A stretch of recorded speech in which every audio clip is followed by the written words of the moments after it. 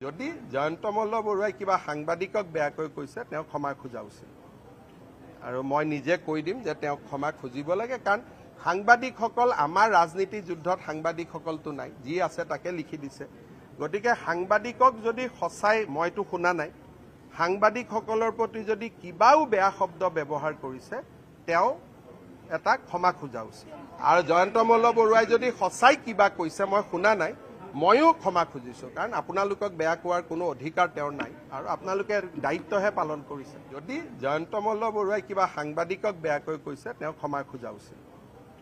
আৰু মই নিজে কৈ দিম যে তেওঁ ক্ষমা খুজিব লাগে কাৰণ সাংবাদিকসকল আমাৰ ৰাজনীতি যুদ্ধত সাংবাদিকসকলটো নাই যি আছে তাকে লিখি দিছে গতিকে সাংবাদিকক যদি সঁচাই মইতো শুনা নাই সাংবাদিকসকলৰ প্ৰতি যদি কিবাও বেয়া শব্দ ব্যৱহাৰ কৰিছে তেওঁ এটা ক্ষমা খোজা উচিত আৰু জয়ন্ত মল্ল বৰুৱাই যদি সঁচাই কিবা কৈছে মই শুনা নাই ময়ো ক্ষমা খুজিছো কাৰণ আপোনালোকক বেয়া কোৱাৰ কোনো অধিকাৰ তেওঁৰ নাই আৰু আপোনালোকে দায়িত্বহে পালন কৰিছে যদি জয়ন্ত মল্ল বৰুৱাই কিবা সাংবাদিকক বেয়াকৈ কৈছে তেওঁ ক্ষমা খোজা উচিত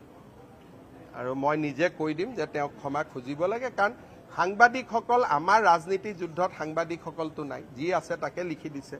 গতিকে সাংবাদিকক যদি সঁচাই মইতো শুনা নাই সাংবাদিকসকলৰ প্ৰতি যদি কিবাও বেয়া শব্দ ব্যৱহাৰ কৰিছে তেওঁ এটা ক্ষমা খোজা উচিত আৰু জয়ন্ত মল্ল বৰুৱাই যদি সঁচাই কিবা কৈছে মই শুনা নাই ময়ো ক্ষমা খুজিছো কাৰণ আপোনালোকক বেয়া কোৱাৰ কোনো অধিকাৰ তেওঁৰ নাই আৰু আপোনালোকে দায়িত্বহে পালন কৰিছে